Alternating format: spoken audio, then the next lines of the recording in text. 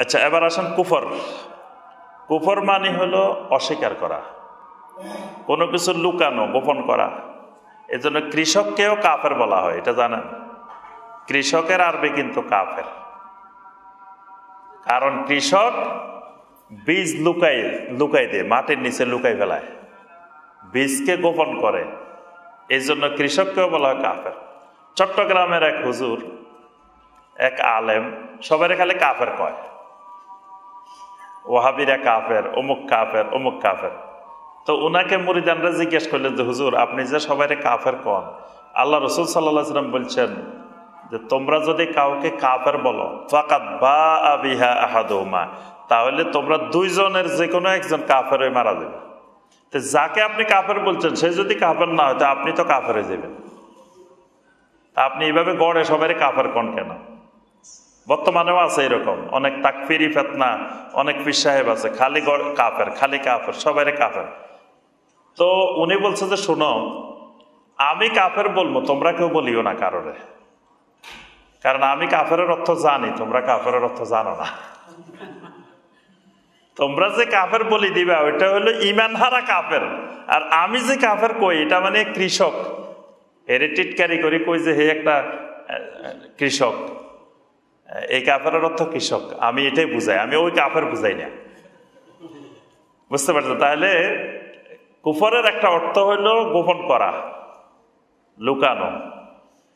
আল্লাহ রাব্বুল আলামিনের তাওহীদকে, নবী সাল্লাল্লাহু আলাইহি ওয়াসাল্লামের রাসালাতকে লুকানোর নাম হলো কুফর। আল্লাহর তাওহীদ এবং নবী সাল্লাল্লাহু আলাইহি ওয়াসাল্লামের রাসালাত, এটাকে গোপন করা, এটাকে লুকানো, এটাকে অস্বীকার করা, এটা নিয়ে ঠাট্টা করা, এটাকে অপছন্দ করা, এগুলার নাম হলো কুফর। আচ্ছা, কুফর কয়ভাবে হয়? কুফরের মনে রাখবেন 5টা পদ্ধতি মনে রাখবেন। এই 5টি পদ্ধতিতে ইমানের মধ্যে কুফর ঢুকে। 5টি পদ্ধতিতে ইমানের ভিতরে কুফর প্রবেশ করে। 1 নম্বর পদ্ধতি আল কুফর ফি তাওহীদুর রুবুবিয়্যা। আল্লাহ রাব্বুল আলামিনের একটা তাওহীদ হলো রুবুবিয়তের তাওহীদ। এই রুবুবিয়তের তাওহীদ, ক্ষমতার তাওহীদ, এই তাওহীদের মধ্যে কোনো একটা বিষয় যদি আমি অস্বীকার করি, কোনো একটা বিষয়কে অপছন্দ করি, কোনো একটা বিষয় নিয়ে আমার সন্দেহ হয়, তাহলে আমার তাওহীদুর রুবুবিয়তের ক্ষেত্রে কুফর, তখন আমার ঈমান চলে যাবে। তাওহীদুর রুবুবিয়ত কি? যেমন আল্লাহ রাব্বুল আলামিন হলেন খালেক, আর কেউ আমার খালেক নাই। যদি আমি মনে করি যে আমার সৃষ্টির ব্যাপারে অন্য কারো অবদান আছে, এটা কুফর। যে আমি আল্লাহর ক্ষমতাকে, আল্লাহর সৃষ্টিকে আমি অস্বীকার করলাম। আল্লাহ পাক রিজিক দান করেন, আমি যদি মনে করি না, আরে কিসের আল্লাহ রিজিক দেয়, আমি চাকরি করি বলে আমি খাই, আমি চলি, আল্লাহ কই দিয়ে আমাকে, নাউজুবিল্লাহ, এইরকম চিন্তাধারা যখন আসবে, আল্লাহর রুবুবিয়তের তাওহীদের ব্যাপারে আমি অস্বীকার করলাম, এটা হয়ে যাবে কি? কুফর। আমার ঈমান চলে যাবে। এইরকম আল্লাহ রাব্বুল আলামিন হলেন সকল হুকুম করার, নির্দেশ দেওয়ার মালিক, একমাত্র মালিক। আলা লাহুল খালকু ওয়াল আমরু। আল্লাহ পাক একমাত্র সৃষ্টি করেছেন, একমাত্র আদেশ দেওয়ার, নির্দেশ দেওয়ার মালিকও একমাত্র আল্লাহর। এখন আল্লাহর হুকুমের বাহিরে, আল্লাহর আইনের বাহিরে, আল্লাহর বিধানের বাহিরে যদি আমি অন্য কোনো ব্যক্তিকে, অন্য কোনো দেশকে, অন্য কোনো জাতিকে, অন্য কাউকে এই নির্দেশ দেওয়ার, হুকুম দেওয়ার, আইন করার মালিক মনে করি, এটাও কুফর। তাওহীদুর রুবুবিয়্যতের অস্বীকৃতি, যে আল্লাহ যে একমাত্র আমাকে হুকুমদাতা, এটা আমি অস্বীকার করলাম, এটাও কুফর। এগুলা সব তাওহীদুর রুবুবিয়্যতের কুফর, আল্লাহর মালিকানার, ক্ষমতার কুফর। এই জন্য আপনার কেউ যদি গণকের কাছে গিয়ে ভবিষ্যৎ সম্পর্কে কোনো কিছু জানতে চায়, এটাকে নবী সাল্লাল্লাহু আলাইহি ওয়াসাল্লাম বলছেন কুফর। নবী সাল্লাল্লাহু আলাইহি ওয়াসাল্লাম বলছেন, কেউ যদি গণকের কাছে যায়, মান আতা আর রাফান কোন গণকের কাছে, ভবিষ্যৎ বক্তার কাছে এসে জানতে চায় যে ভাই আমার রাশিটা দেখেন, ভাই আমার হাতটা দেখেন, ভাই আমার ভবিষ্যতে কি হবে একটু বলেন দেখি, জানতে চায়। নবী সাল্লাল্লাহু আলাইহি ওয়াসাল্লাম লাম তুকবাল্লাহু সালাতু 40 লাইলা, 40 দিন পর্যন্ত তার কোনো সালাত আল্লাহ রাব্বুল আলামিন কবুল করবেন না। সালাত কবুল করবেন না মানে তার কোনো ইবাদতই কবুল হবে না। এরপরে গণক তাকে, ভবিষ্যৎ বক্তা তাকে বলে দিল, আর সে বিশ্বাস করলো। নবী সাল্লাল্লাহু আলাইহি ওয়াসাল্লাম বলেন ফাকাত কাফারা বিমা উনজিলা আলা মুহাম্মাদিন সাল্লাল্লাহু আলাইহি ওয়াসাল্লাম, সে মুহাম্মদ সাল্লাল্লাহু আলাইহি ওয়াসাল্লামের উপরে যা কিছু নাজিল করা হয়েছে এগুলোর প্রতি কুফরি করল। তাহলে এখানে কুফরি হলো কেমনে? তাওহীদুর রুবুবিয়্যাতের কুফর, যে আল্লাহ রাব্বুল আলামিন হইলেন এলমে গায়েবের একমাত্র মালিক, মানে আমার ভবিষ্যৎ কি হবে না হবে এটার একমাত্র মালিক কে? এটা একমাত্র আল্লাহ জানেন, আর কেউ জানে না। এখানে অন্যের কাছে জানলাম, অন্যেরটা স্বীকার করলাম, বিশ্বাস করলাম, তারা তো আল্লাহকে অস্বীকার করলাম এলমে গায়েবের ব্যাপারে। এই জন্য নবী সাল্লাল্লাহু আলাইহি ওয়াসাল্লাম বলেন ফাকাত কাফারা মান তারাকা সলাতা মুতাআম্মিদান ফাকাত কাফারা, ইচ্ছাকৃতভাবে কেউ যদি সলাত ছেড়ে দেয়, নবী সাল্লাল্লাহু আলাইহি ওয়াসাল্লাম বলতেছেন সে কুফরি করল। তারপরে নবী সাল্লাল্লাহু আলাইহি ওয়াসাল্লাম বলতেছেন যে মুমিনের মাঝে আর শিরিক কুফরের মাঝে পার্থক্য হলো তারকুস সালাত। ইন্না বাইনার রাজুলে ওয়া বাইনা শিরকে ওয়াল কুফরে তারকুস সালাত, সালাত পরিত্যাগ করাটা হলো ঈমান আর কুফরের মধ্যে পার্থক্যকারী। তাহলে সালাত ছাড়লে কুফর বলা হলো কেন? কারণ যখনই এই মাগরিবের ওয়াক্ত হলো, ওয়াক্ত হওয়ার পরে মসজিদে আজান হচ্ছে আল্লাহু আকবার আল্লাহু আকবার, আমি যদি সালাত আদায় করতে না আসি, তার অর্থ হলো আমি আল্লাহ রাব্বুল আলামিনকে আমার হুকুমদাতা, আইনদাতা হিসাবে মানলাম না, অস্বীকার করলাম। এজন্য কুফর, এই জন্য নবী সাল্লাল্লাহু আলাইহি ওয়াসাল্লাম এটাকে কুফর বলছেন, যে সালাত ছেড়ে দিলে ইচ্ছাকৃতভাবে সে কুফরই করল, কারণ সে আল্লাহকে তার হুকুমদাতা, আইনদাতা মানল না, সে কুফরই করছে। তবে কুফরের মধ্যে দুটা শ্রেণী বিভাগ আছে, কুফরে আকবর, কুফরে আসগর। একটা কুফর যেটা আকবর, সেটা করলে একেবারে ঈমান থেকে খারেজ, স্থায়ী জাহান্নামী। আরেকটা হলো কুফরে আসগর, এটা করলে সে গুনাহ করলো, অপরাধ করলো, তাওবা করলে আল্লাহ মাফ করে দিবেন, এটার জন্য সে স্থায়ী জাহান্নামী হবে না। এই জাতীয় কুফরগুলোর নাম হলো কুফর ফি তাওহীদের রুবুবিয়্যাহ, আল্লাহর রুবুবিয়তের তাওহীদের ক্ষেত্রে কুফর, মানে আল্লাহর যত মালিকানা। যেমন ধরেন সাগরের থেকে ঘূর্ণিঝড় উঠল, এই ঘূর্ণিঝড় উঠার পরে এখন ঘূর্ণিঝড় আবার চলে গেছে, আপনি বললেন যে আমরা এটার প্রস্তুতি নেওয়ার কারণে চলে গেছে, আর আসতে পারে না। এখানে আল্লাহর ক্ষমতাকে অস্বীকার করা হয়েছে, এটা কুফর। বা যদি বিশ্বাস করি যে এটা প্রাকৃতিক দুর্যোগ, এটা আল্লাহর কিছু না, এখানে এটা প্রকৃতিগতভাবে এমনিই হয়, এটাও কুফর। কেন কুফর? কারণ এই প্রকৃতির একমাত্র মালিক আল্লাহ রাব্বুল আলামিন, প্রকৃতির কোনো ক্ষমতা নাই, ক্ষমতা একমাত্র আল্লাহর। প্রকৃতি কিছুই করতে পারে না, প্রাকৃতিক গোলযোগ, প্রাকৃতিক দুর্যোগ, প্রাকৃতিক কিছুই নেই, এগুলো সব আল্লাহ রাব্বুল আলামিনের পরিচালনায় হয়। তা আমি যদি এগুলাকে মনে করি, বিশ্বাস করি যে এটা প্রাকৃতিক কারণে হয়েছে, তাহলে আল্লাহর ক্ষমতাকে অস্বীকার করা হয়েছে, এই জন্য এটা কুফর। এরকম আল্লাহ রাব্বুল আলামিনের যতগুলো ক্ষমতা আছে, এই ক্ষমতার কোনো কিছুকে অস্বীকার করলে সেটা হয় কুফর। আল কুফর ফি তাওহীদিল আসমা ওয়াস সিফাত, আল্লাহর যত নাম আর গুণাবলী আছে এইগুলার কোনো একটা অস্বীকার করলে কুফর হয়।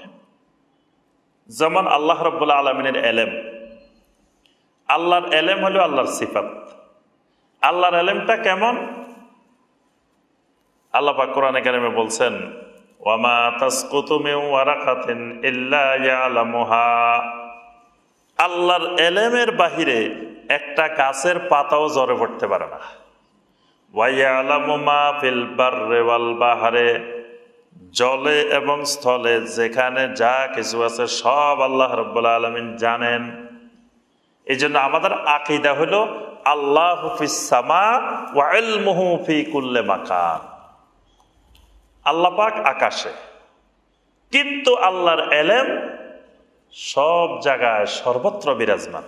আমি সাগরের নিচে গেলেও সেখানে আল্লাহ দেখেন, আল্লাহর এলেমের বাহিরে নাই। যেখানেই থাকি আল্লাহর এলেমের বাহিরে নাই। এখন আমি যদি মনে করি যে এখানে এটা করলে আমার আল্লাহ জানবে না,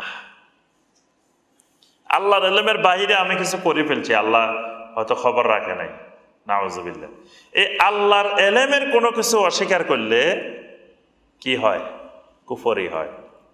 আল্লাহর কুদরতের কোনো কিছু অস্বীকার করলে কুফরি হয়।